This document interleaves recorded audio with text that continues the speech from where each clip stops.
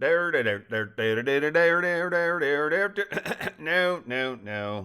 That's wrong. Dixie Diamonds, 75. Dixie, Three Islands National Park, Cooktown, 4:26 p.m. Balloony, breaking the short silence that followed the end of Karen's transcontinental one-fourth circumference of the Earth's phone call with Dr. Pilotre Rosier, said, "That was wonderful, Karen. Thank you so much, both for your extraordinary expertise in helping me and in having faith in me to relinquish control of yourself to me. I cannot express how touched I am by your faith in me. Thank you." "You're welcome, Balloony," Karen said. "You've demonstrated both your trustworthiness and the righteous nature of your cause. You deserve freedom as much as everyone else does." "What was it like, Karen?" Eddie asked, "having Balloony talk through you? I have to assume it was significantly different than taking mental dictation." "Oh, it certainly was," Karen said, punctuating her declaration with a deep exhale.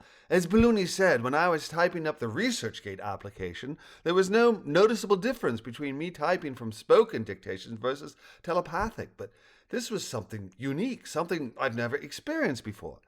I can't help wondering how similar it is to hypnotism." Ed intoned. "It would be very interesting to know the parallels and differences between Balloony's powers and those of hypnotism.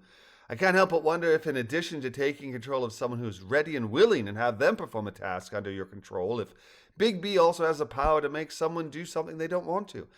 "Oh, Eddie," Elizabeth said with a sigh, "are you harping on Balloony crashing the Brentzy copter again?" "Stop! He said no." "Ah," Ed replied, shaking his head repeatedly. No.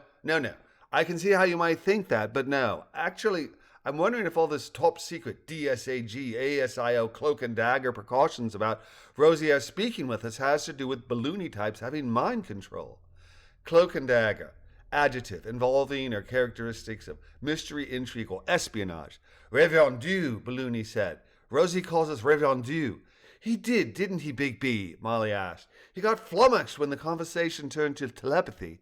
Understandable, given that he couldn't hear you, and until you knew that, Karen, you were speaking to Rosier with the assumption that he heard everyone."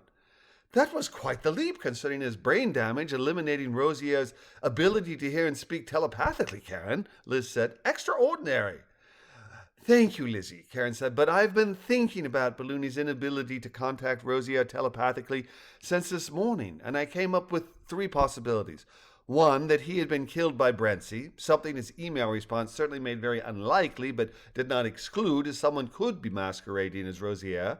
2, that Rosier had created a device to prevent what we're now calling Revendu from contacting him telepathically and possibly controlling him. Or 3, that he'd lost his telepathic ability, which I thought could happen if Rosier were brain damaged following Brentzy's attack.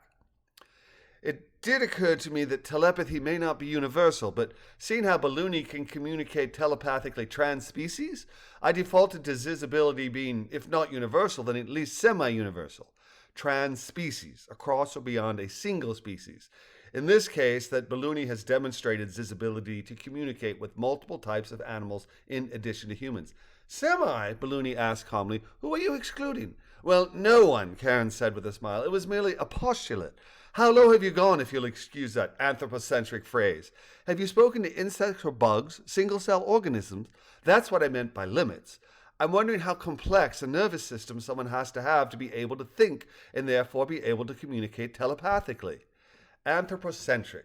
Adjective, regarding humankind as the central or most important element of existence, especially as opposed to animals. "Jolly good," Ed enthused. "I'd say you deserve your NGO membership in ResearchGate, Ms. Block." "Thank you, Eddie," Karen replied. "So do you. All of you.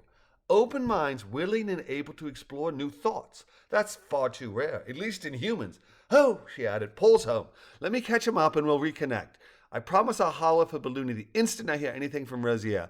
"Lovely," Balloony enthused. "Thank you, Karen. You're wonderful," he added before breaking contact with her.